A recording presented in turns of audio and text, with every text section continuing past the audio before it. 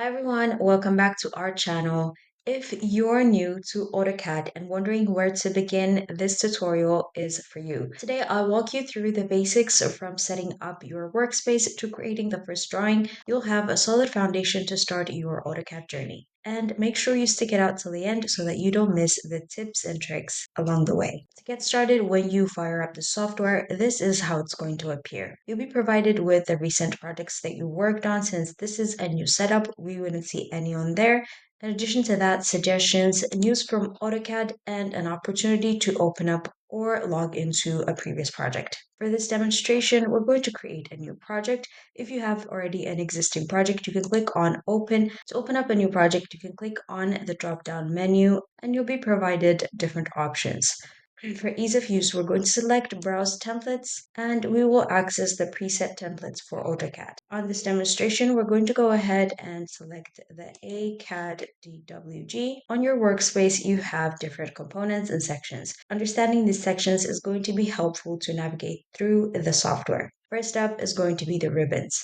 Ribbons contain different tools by which you can maneuver and create your drawings. Quick tip here, you can minimize your ribbons by clicking on the minimize to panel buttons here, and you would have them minimized into. But for better work operation and visualization of your tools, it's better to have them this way. Next up would be your navigation tools, which are found on the right side of your screen. The gizmo is right on top, and you also have different buttons to pan and zoom within your workspace. Thirdly is going to be the command line. The command line is essential. It helps you enter commands and view feedback as you work through. If you want an operation to be operated to an object that you're drawing, you can enter a command line and you would be able to have that command applied with ease. Last but not least, you have your status bar. These lists of different tools are going to assist you in having quick access to grid setting, snap tools, and other features. If that much is said regarding the workspace, so now let's jump into 2D drawing. As you can see, your working space or plane space is divided and segmented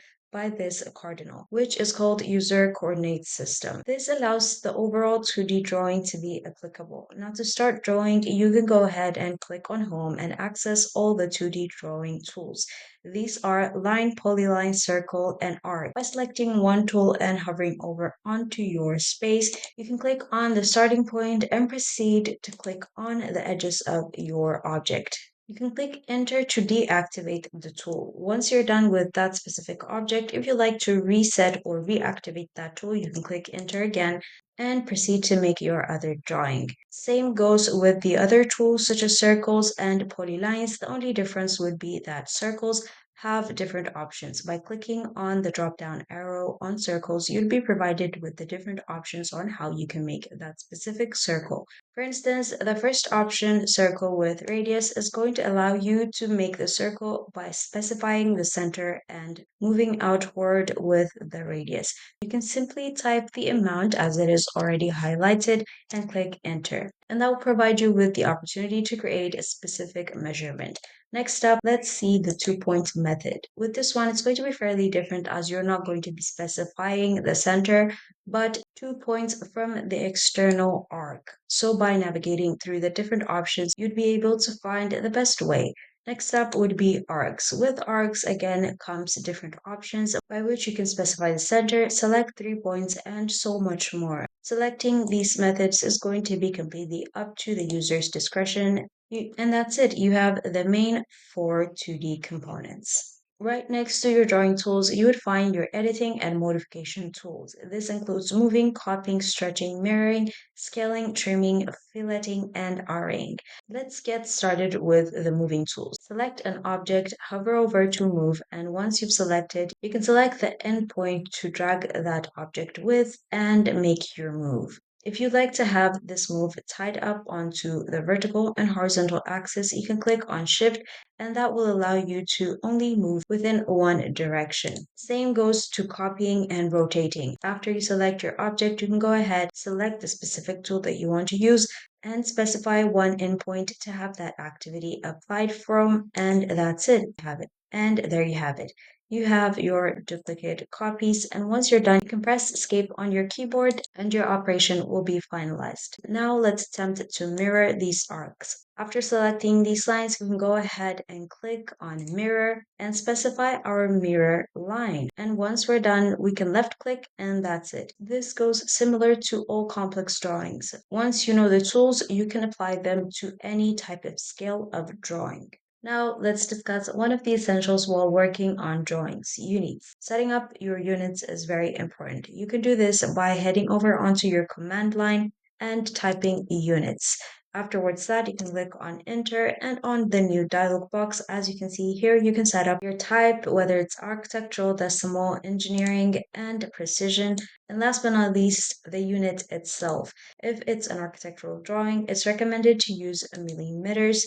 And once you're done, you can click on OK. This is going to be reflected automatically on your dimensioning as well. Next up would be annotation. Annotation is for writing text and adding dimensions or markers for your drawings. To add text, you can simply click on the text icon here, and that will allow you to put a placeholder on your drawing. And with that, you can type your desired text on the provided space. And as a reminder, you have your text editor opened up for you automatically on top, so you'd be able to select from different font types and adjust the size of your annotation or text, and also the paragraph alignment. With that having been done, you can click on close on the right side of that editing panel and you'd have your text entered onto your drawing.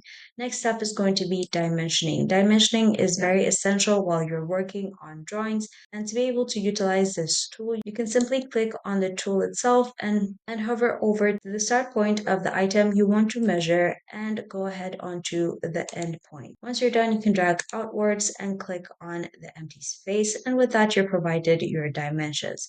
Yet again, you will need to adjust your dimension type, the arrow type, and also text size. To do this, you can select the dimension and go over onto your ribbons and click on Annotate. Let's go ahead and dive a little bit further onto this dimension editor. First up is going to be the type of dimensions that you're going to use. For different types of lines, you can use different types of dimensions, such as lines or angular or aligned for slanted lines.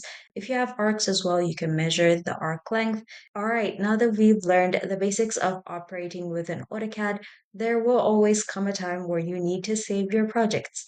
To save your project, head on to Files on the left top side of your screen, and by clicking on it, you would be able to have your different options, such as opening a new file, exporting it, or saving it.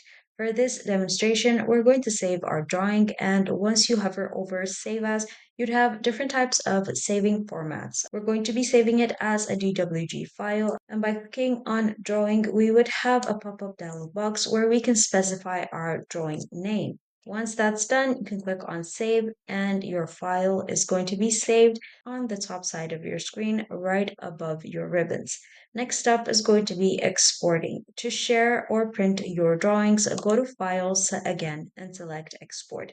To do this, however, you cannot directly save a PDF from your working or model space. So you're going to have to hop on to Layout 1, which would be a PDF format of your drawing. Once you're in this page, you can click on Files and click on Export and select PDF. And once we're done, you can click on Save, and there you have it. Your PDF is going to be exported. In a nutshell is pretty much based on these tools. I hope you found this video helpful. Thank you for watching, and we'll see you on the next one.